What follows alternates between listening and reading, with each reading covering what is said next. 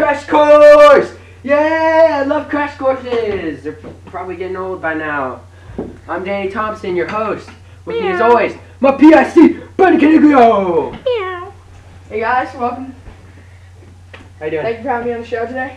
Shout out to 2A. Yeah, 2A. Love you all. Yeah. First of all, we'd like to welcome you to LMAH 101. I'm sure he means Late Middle Ages History 101. Now on to the show. First, we shall discuss what a nation state is. Do you know what a nation state is, Dan? Of course, Brennan. A nation state is an independent state where most of its residents share the same culture, history, and language.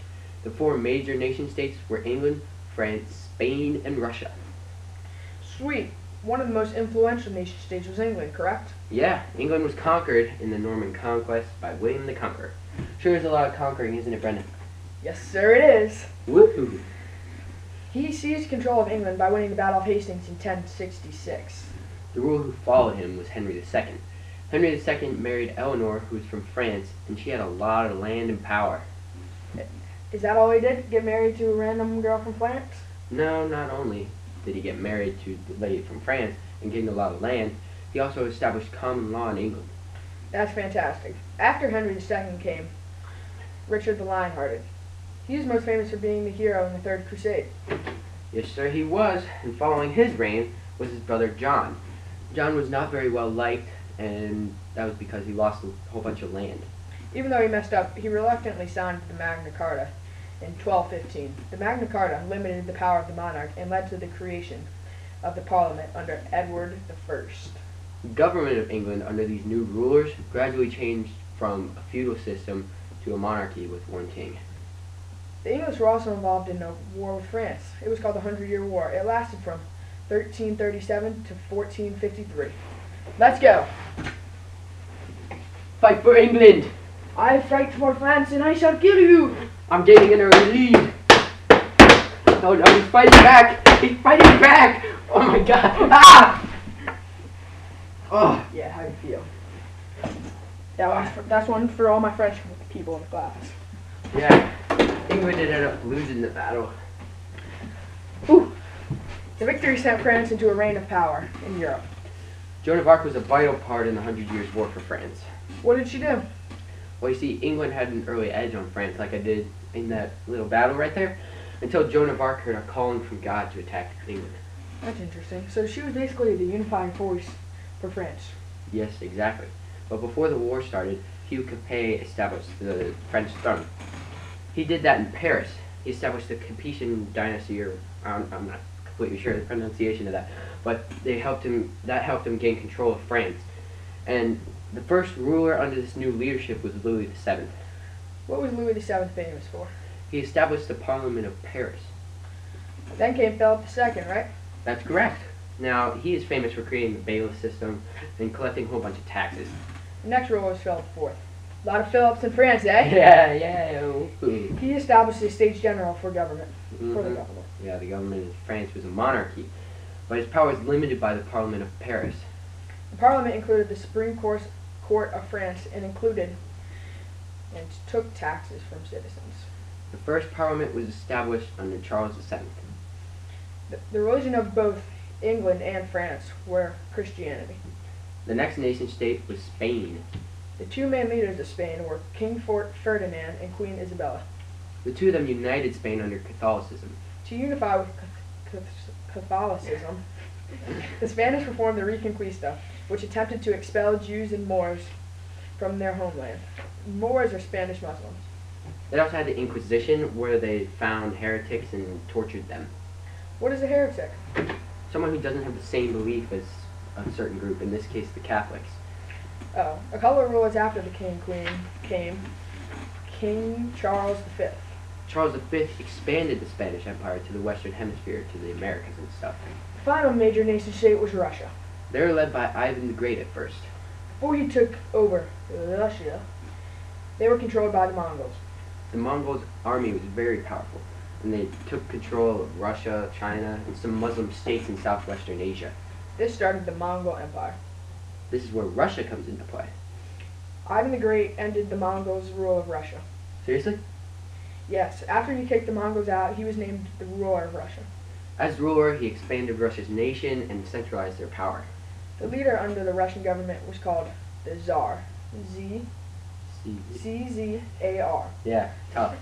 One of the main unifying forces under these new czars was the religion of Eastern Orthodoxy. Alright, now that we're done talking about the nation states, we should talk about something else that happened in the late Middle Ages. The Crusades, the efforts to reclaim the Holy Land from the Muslims, had a large effect on the late Middle Ages. The Crusades had a large effect on the religious tolerance in Europe. The Christians spread throughout the continent started to show intolerance and prejudice toward Muslims during and after the Crusades. Due to this prejudice and increasing distrust with the Christians and Jews, they caused a lot of persecution for the Muslims. So basically the Christians took over and kicked the Muslims out. Yep. The religions also took a large hit because the Pope lost a lot of power due to all these failed campaigns. Feudal nobles also lost a lot of power through these campaigns. Since the Pope and the feudal nobles lost their power, the kings of the monarchy started to step up. These monarchs gained their power by taxing the people to fight in crusades. Hey, I'm a monarch. Would you like to fight in a crusade for some money? Nah. Just kidding, I will. I love money. If you come back, I shall make you rich. And do I get a lot of land? Yep. Sweet. I like land. After the Crusades, the trade in the nations around the Mediterranean Sea and the Middle Eastern nations increased. Even though these areas had economic stimulation, the Byzantine Empire collapsed. Its capital, Constantinople, fell to the Ottoman Turks in 1453 and eventually became their capital. The Crusades also brought back new technologies and ideas. These new technologies include farming. Honey, get the corn! I like corn. Let's get some squash. New trading goods. Dominion root beer for football. Yeah, I love root beer. And improved technology such as Arabic numerals, medicine, and astronomy. Hey, do you see the Big Dipper? Yeah, it's like a big spoon in the sky. Whoa. Wow. Yeah. Alright. Italian cities were the center of trading during all this, and they grew very rich. Is there anything else we might need to know about the late Middle Ages? The bubonic plague happened. This is known also as the Black Death. What are the effects of it? Well, not only did it decrease the European population, but it also gave you large black spots all over your skin. Did the black spots look like this? Yeah, Brennan, you might want to get Mom! that checked out. Mom! You might want to go in a sewer somewhere over there. Mom? I want my mommy. Yeah, don't cry for your mom. Okay. Well, it decreased the population, and it also erased the feudalistic government system because there were not enough people to work. Trade declined in the Black Death, and the prices on the goods went way up. Did the church decline at all? Of course it did. Why? Because the people that formerly trusted the church had prayed to God to help the plague stop. But once it didn't, they lost faith, and the Pope's power declined too. Please, Lord, let the plague stop. No. Darn you. The disruption of trade also happened to Europe. Finally, our last topic is how church scholars preserved ideas from ancient Greece and Rome. Church scholars were part of few people that could read and write.